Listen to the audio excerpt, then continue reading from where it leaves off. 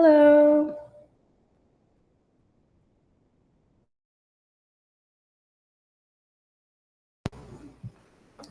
Hi, Jay. We're just waiting a few minutes for some more people to join.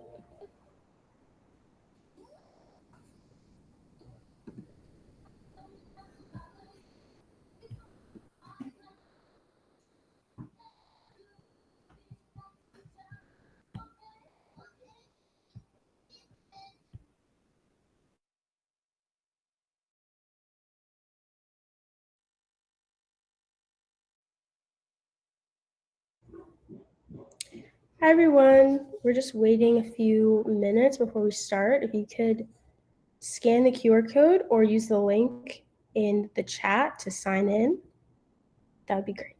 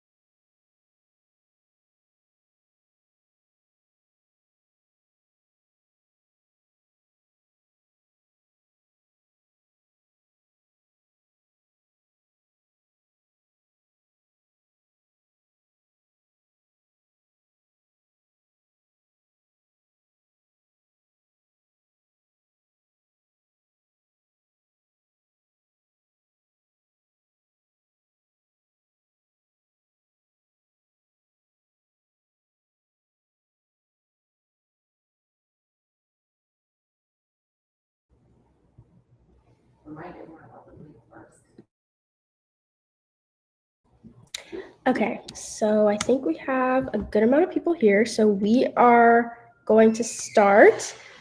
If you haven't already used the, oh, oops.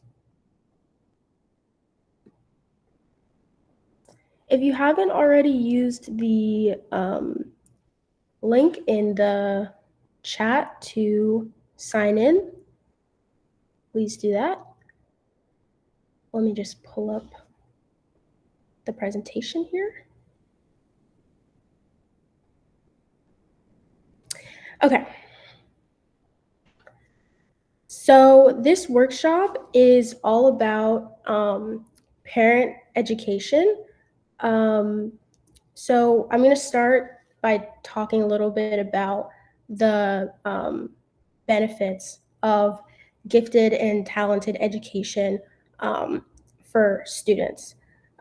It's really not just a bragging right or something that you just do as a student. It really has long lasting benefits over the course of your students' educational career and beyond school.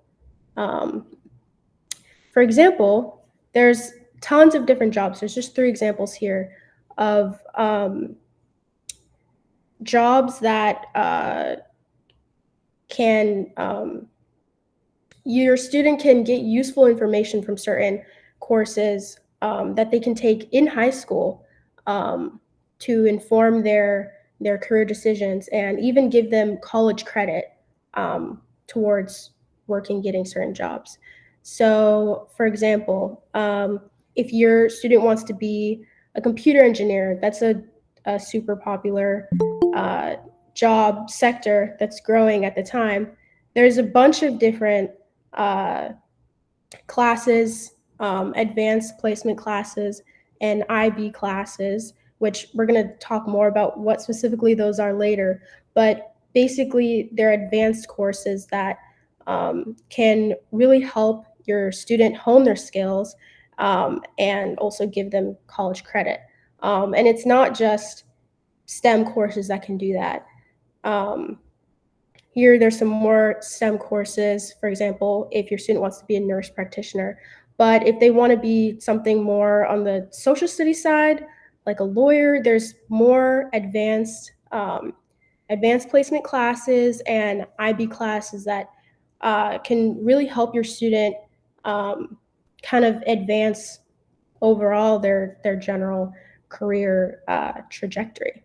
So in the long run, taking these sorts of classes is really beneficial um, for any student. Um, so now we know why they're important, but I want to go back a little bit to before you get to AP and IB classes, just in general, gifted and talented education, because that's sort of where it starts is in, your elementary school and your middle school before you get to those higher level classes in high school. So first we're going to talk about what GATE is, gifted and talented education, the process for testing into gifted and talented education, and then what that looks like once your student um, is in middle school, in elementary school, and then what that looks like again once your student is in high school. Um, so first, just explaining what is GATE.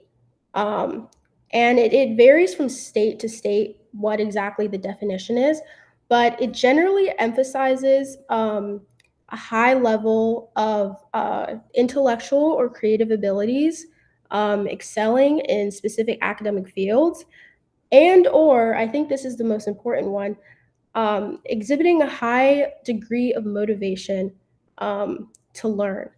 And I think that every student can and should fit under this category.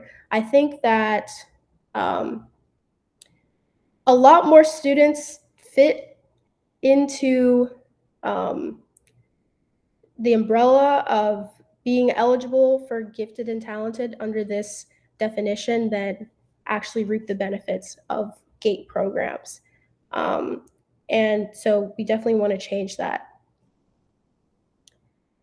So the benefits of being in gifted and talented education as a student, it has benefits, as I said, across all grades.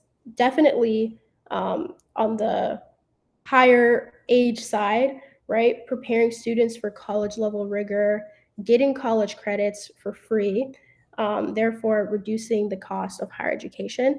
But also in elementary school and middle school, it's just generally preparing students for more advanced rigor.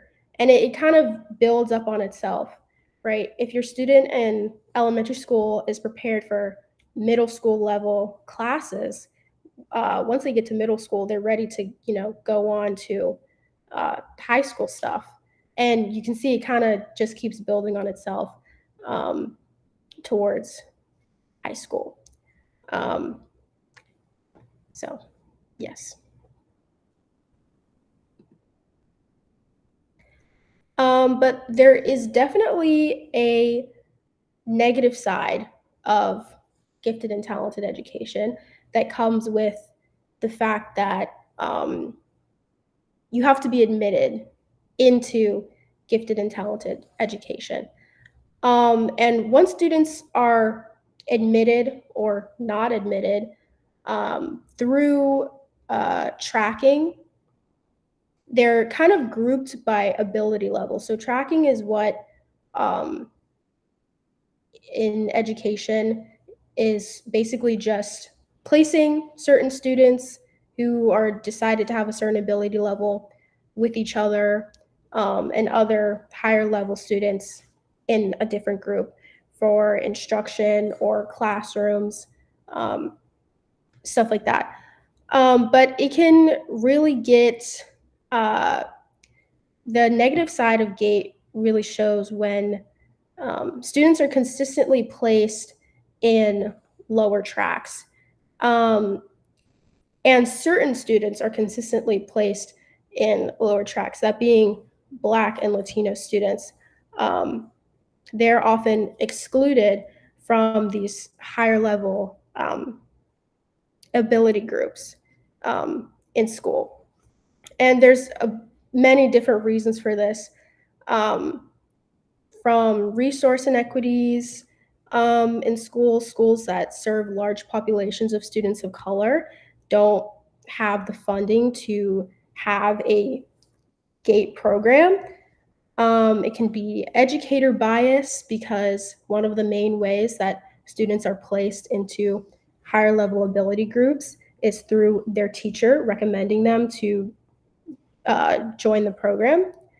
But another reason, and the reason that we really want to tackle here, because it's the reason that parents and students can kind of fight themselves, is just a lack of communication with families and a lack of education of how exactly, what exactly these advanced opportunities are and how exactly they can get involved.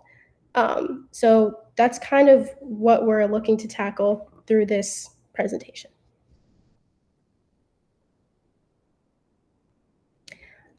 And again, you can see some statistics here. The top is elementary schools, and then the middle is showing eighth grade algebra, which is generally like a gifted level middle school class. And then the bottom is advanced courses. Advanced placement courses. So you can see for every 100 Black elementary students in Georgia needed to achieve fair representation in gifted and talented programs, 96 attend schools that have a GATE program. So most of them do have do attend schools that have the resources to for GATE education, but only 54 are enrolled in it. And this follows all the way from elementary school up to high school. And you can see each little, seesaw showing that Black and Latino students are not proportionally represented in higher education, higher level education, like GATE. So to actually get involved in gifted and talented education as a student, um, there's a kind of robust timeline, but we're gonna break it down. So first, your student has to be referred for gifted testing. Um, you can do this yourself as a parent. So that's important. Student is referred for gifted testing. Then your student is tested / evaluated for gifted. And after that, the student begins the GATE curriculum. So there's a few steps in between um, deciding, hey, I want my student to really reap all the possible benefits of their school's programs, and your student actually being in gifted and talented education. So we're gonna break down each step. So the first one is referral. And this is for the first look referral is for students who don't have current gifted testing data. So basically, if your student has never been tested for gifted, which is obviously common in elementary school. So I did say before, parents can refer their own students for gifted using an online referral form that they submit to the school. So you don't have to be entirely, reliant on your child's teacher or school to push them towards this. Um, there's also teacher referral. So, like I said, the teacher rates the student for a referral for testing, or automatic referral. So, if your student was in a gifted program in a different state, um, or they have a certain test score, they'll automatically be referred for the GATE program. And all of these methods require certain scores on achievement tests that your student is given over the course of the year.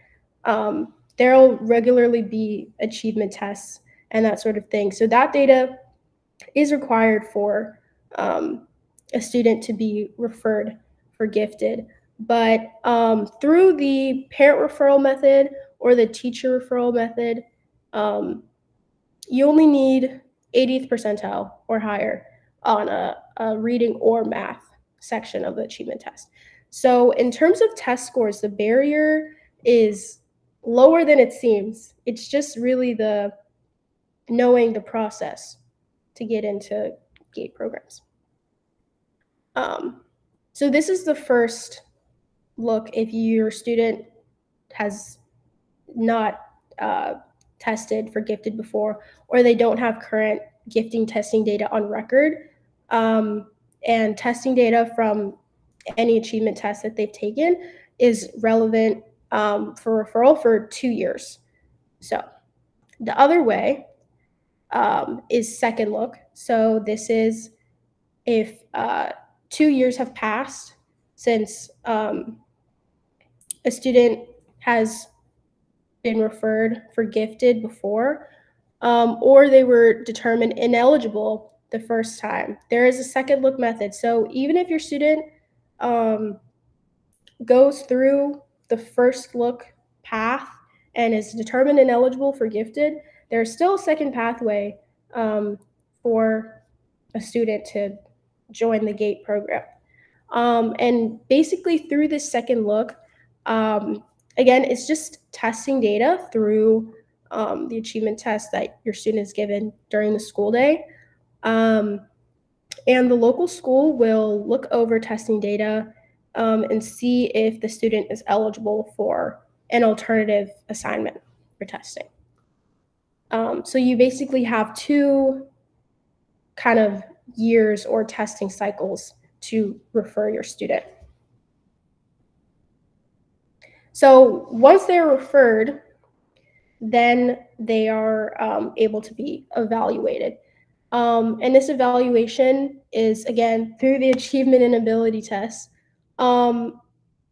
There's a variety of different achievement and ability tests. That's kind of a blanket term for a bunch of different types of tests that students are given over the course of the school year or chosen to use during the gifted testing process.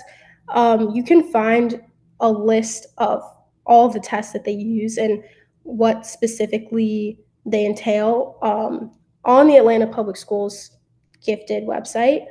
But basically, they are surveying mental ability or creativity or motivation of the student, or a combination of all of those factors. Or a teacher can evaluate the student. A panel of teachers within the classroom will evaluate motivation, creativity, etc.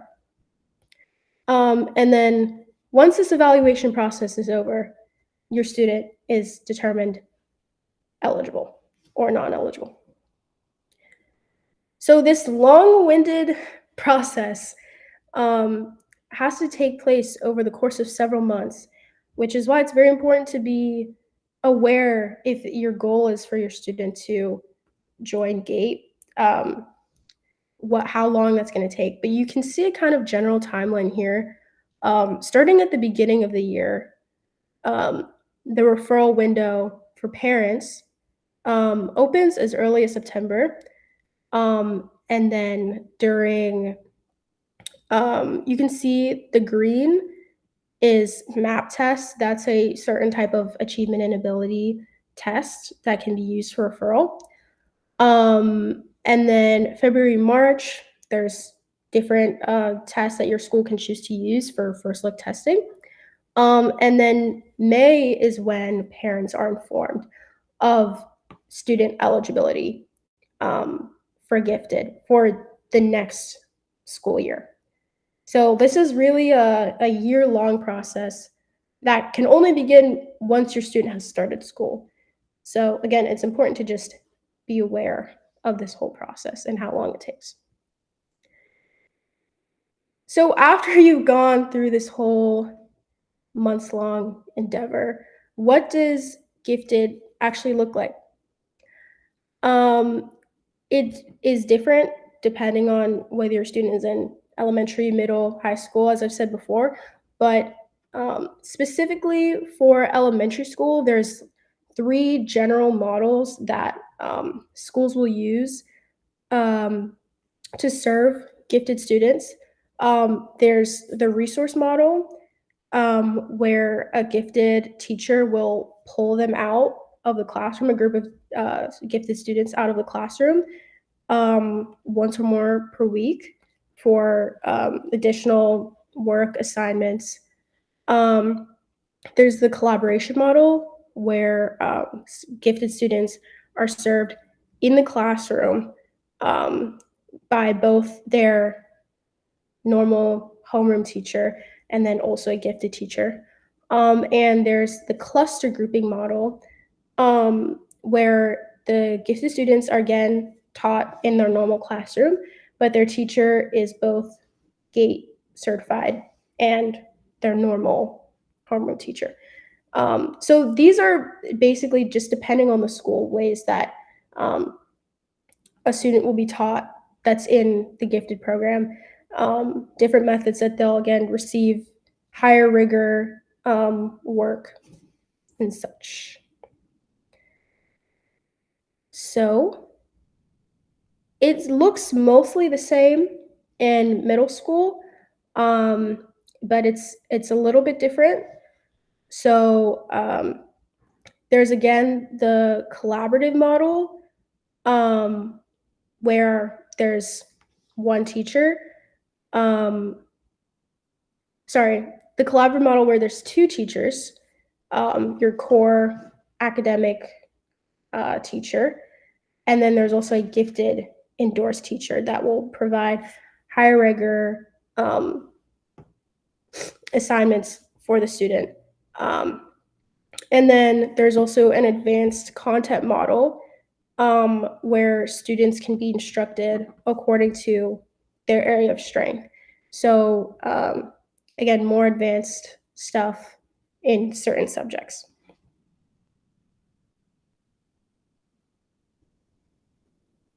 Okay, so high school is where what gifted and talented education really can branch out and look really different depending on the school um, and the student, what the student where the student wants to go with their academic career. Um, in elementary school and middle school, it will definitely look like um, students just being in the classroom, or maybe they'll move to another classroom for, a certain period of time during the day to receive their different content. But high school is where students really start to be separated physically through either being in entirely different classes, entirely different programs. So there's three different kind of programs that I'm going to talk about. First being honors courses, advanced placement or AP courses, and then international baccalaureate or IB courses, or the IB programs that IB offers. So we're going to talk about AP first. AP courses are rigorous individual courses that can be used for college credit. And they span a broad variety of subjects. I think there's probably over 40 different subjects that AP offers. And most schools will not have teachers and offer every single subject, but AP has definitely grown over the years. So almost all schools, certainly in APS, have AP offerings. Um, and they typically require high grades in previous corresponding courses as a prerequisite.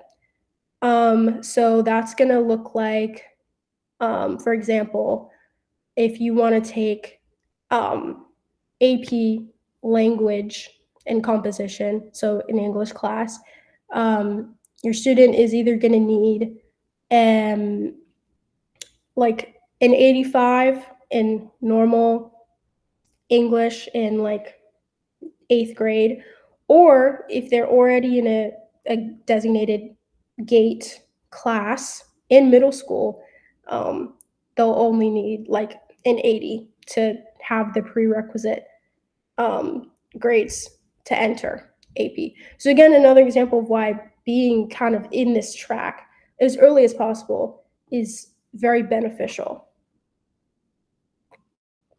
Excuse me. And like I said, these classes can be used for college credit through a test that's given for all AP courses at the end of the year, an exam. And depending on the score that your student gets on this exam, the course can be used for credit in college. So that's a class that they don't have to spend time taking and money that doesn't have to be spent on the course. So very beneficial over long term. And then we have IB, International Baccalaureate. They offer both individual courses and also all-encompassing programs. So their individual courses are similar to AP, where you take the class and there's an exam at the end of the year, which can be, depending on your score, used for college credit, used to save money and time. Great. But they also have programs. So they have the diploma program and the career-related program. And both of these programs are very, very beneficial to show rigor on a college application. Of course, advanced placement does as well, but if your student is aiming for a very selective institution, or is really going for those merit scholarships, these programs are very, very beneficial. Um, and they have different prerequisites to join the program, depending on the school, again, depending on the cluster that you're in. So the example I have here, I know it's like a wall of text, but this is just an example of the requirements at North Atlanta High School to join either the diploma program or the career related program. And these programs will start in 11th grade. So they begin once you've already entered high school. You have to get these requirements by 10th grade, and then the program runs from 11th grade to 12th grade. Um, I'm not going to read through every single point, but it's generally going to look like high grades in your core courses, doing a personal project, an IB personal project, which the school will usually facilitate over the course of the 10th grade year. Um, a certain PSAT score. So either the school will facilitate the PSAT usually, or you can schedule a PSAT that's practice ACT outside of school. But most of the times there will be a designated school testing day for the PSAT.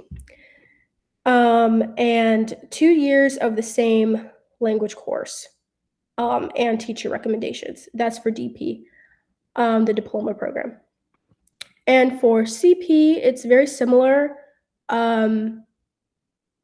Same higher GPA, personal project, and teacher recommendations. So it seems a little bit complicated looking at it all at once, which is why it's really important, starting from even ninth grade, kind of being aware if that's where your student wants to go, that's the direction that you want your student to go, in terms of their academic journey, kind of having these in the back of your mind, as something that you need to accomplish, something you gotta work towards a little bit. And there's also requirements if you want to take individual courses, similar to the requirements for the diploma program and the career related program.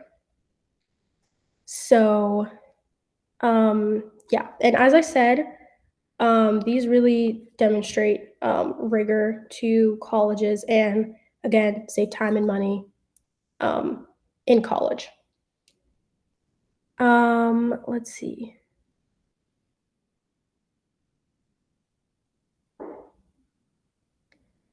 I realized also I forgot I want to talk about honors courses because that's another um, pathway that's available in college. I mean, excuse me, in high school that shows rigor to colleges. Um, so again, similar to AP, these are more rigorous um, high school courses that a student can take to show merit if they do well in these classes to colleges in the admissions process. However, they cannot be used for any college credit. So they're pretty much just normal courses that a student can take, but they have a little bit more rigor to them. But that is why I think knowledge of AP and IB is super important because those are courses that really have really tangible benefits over the course of a college career because, again, that credit is very helpful. So that is it for the different programs that I wanted to talk about. But I also wanted to go through just general advocacy, because now that you're equipped with all of this information, you've been, sitting here just um, listening to this, what actions can you actually take as a parent to set up your child for success in the classroom? Um, and that is to advocate. So basically, there are some points that I wanted to go through.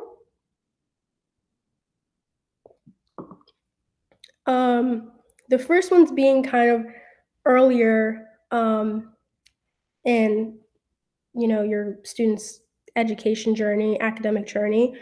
Um, just being aware and really staying up to date with um, what courses your child is taking, what classes your child is taking in school, um, recognizing those kind of tracks within certain subjects or within classes.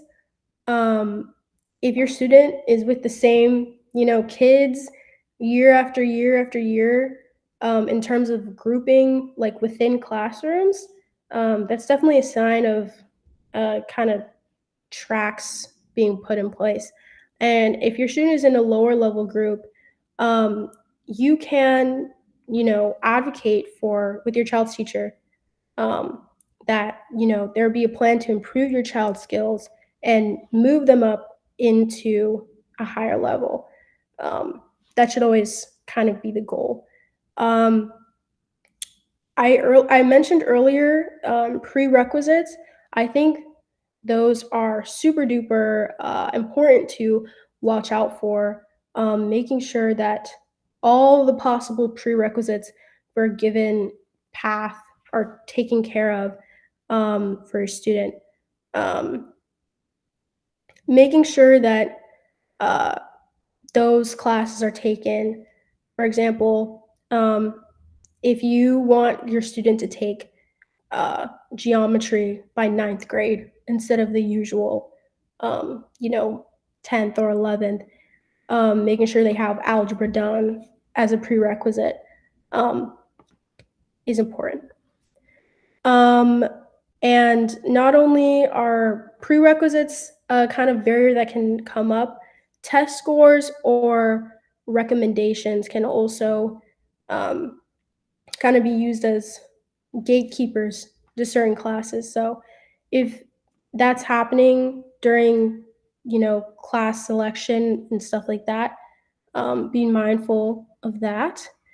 And then when you get to high school, um, it definitely is possible for the student to be directly involved in academic planning and kind of where they want to go in terms of excuse me, in terms of college and career.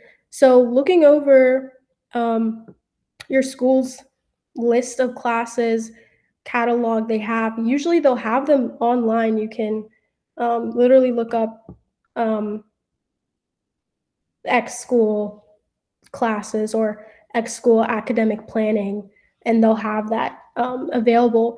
And it's important to kind of plan where you want to go in terms of class succession over the course of high school.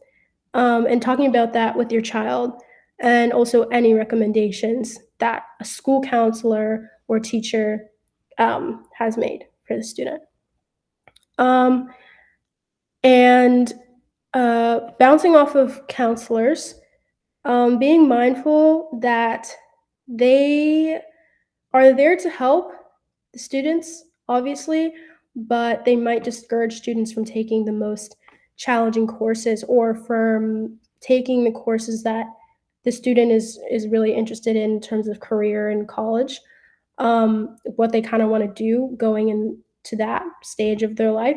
So it's important to um, kind of stick by what you as a parent and also what your student is interested in terms of pushing for classes that they want to take and not just what the counselor says. The last thing I want to talk about is electives. I think electives are important. Again, this is more high school.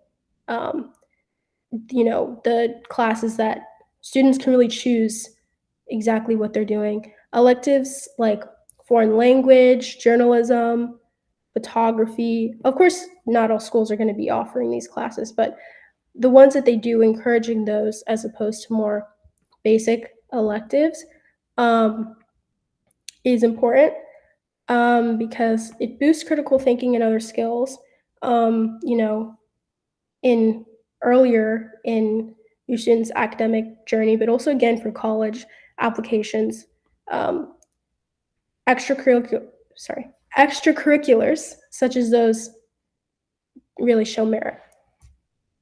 Um, so that is the end of the presentation. Thank you everyone so much for coming. It would be great if you could scan the QR code, or I will put a link in the chat to a sign out for the workshop. And if you have not already signed in, that link is also in the chat. If you have any questions, you can also put them in the chat. And there will also be a resource guide going up on allheartsmatterinc.org that kind of has a shortened version of everything that I've talked about. So if you want to look at that or share that with anybody who you think would benefit from getting the information that I just talked about, but they weren't able to attend, definitely check out allheartsmatterinc.org. But other than that, that is it for the presentation. Thank you so much for coming. Stop sharing.